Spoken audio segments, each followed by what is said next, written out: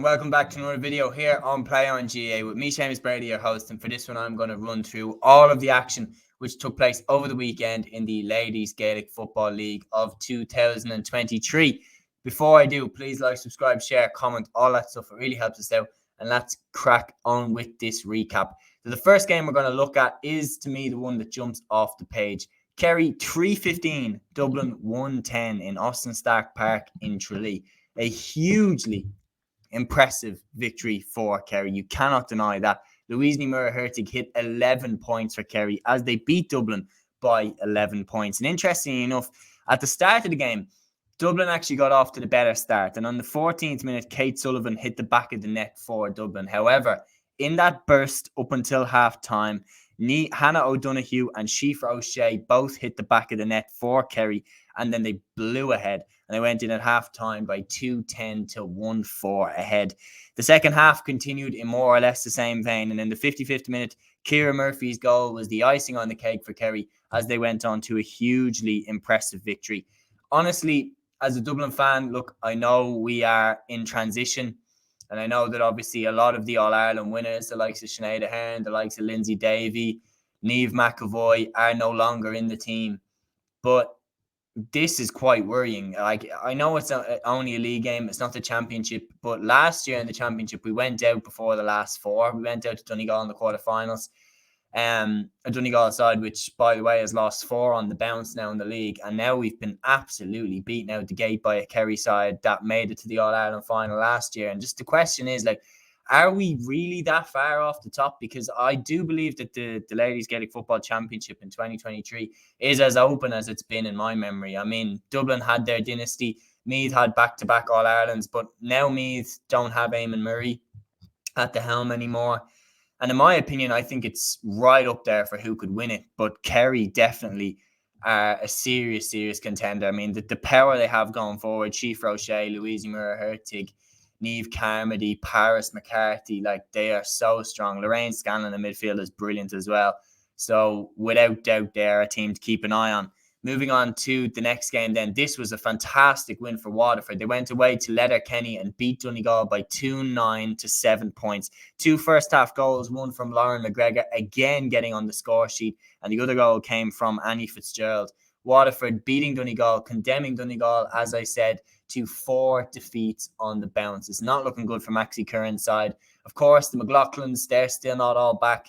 They're not at full strength by any stretch of the imagination, but still, in terms of panel depth, you would be hoping that they'd be picking up better results than what they have done so far. For Waterford, they're looking good. You cannot deny that.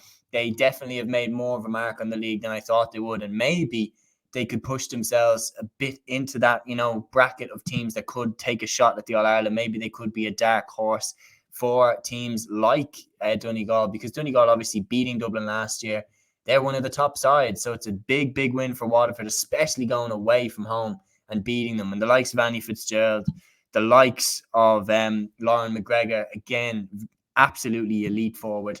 So no doubt they are a threat.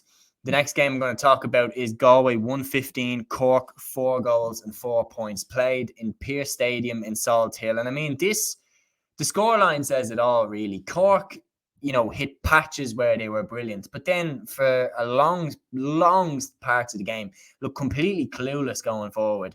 Now, I know obviously Roy has had a lot to deal with, the retirements of the likes of Orla Finn, but in terms of this, like, going forward, they just look like they had no ideas at stages, apart from a crazy 180 seconds in the first half. Cork couldn't get through the Galway defence at all in the first half. Galway were 5 points to 1 up by the 18th minute. Olivia Dibley, Louise Ward, and 3 points from Roisin Leonard had them that way.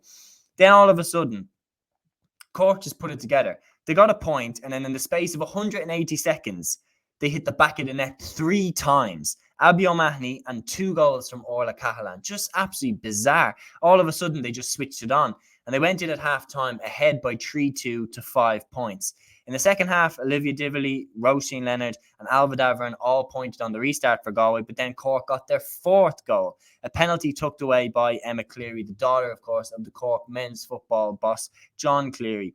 However, from that point, In the last 27 minutes, Cork were outscored by Galway by a goal and 7-2 points. And for Shane Renane, that is just completely not acceptable. For Galway, the points came from Hannah Loon, Tracy Leonard, and Alva Davern. And in the 50th minute, they got their goal. Louise Ward, coming from midfield, gets Galway's first goal of the league, and they close the game out from here. For Cork, as I said, only scoring 4 points is not good enough.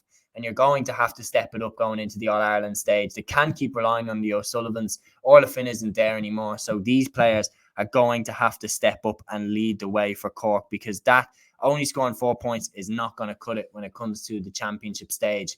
The last game then I'm going to talk about here in the recap: Mayo 2-6, Meath 9 points. An absolutely huge victory for Mayo. A huge second half performance from them was crucial in them getting off the line. They hit an unanswered burst of 2-2 in that period to turn the game around. Maeve Byrne's accuracy was crucial for Meath. In the first half, they went in at halftime 7 points to 3 ahead.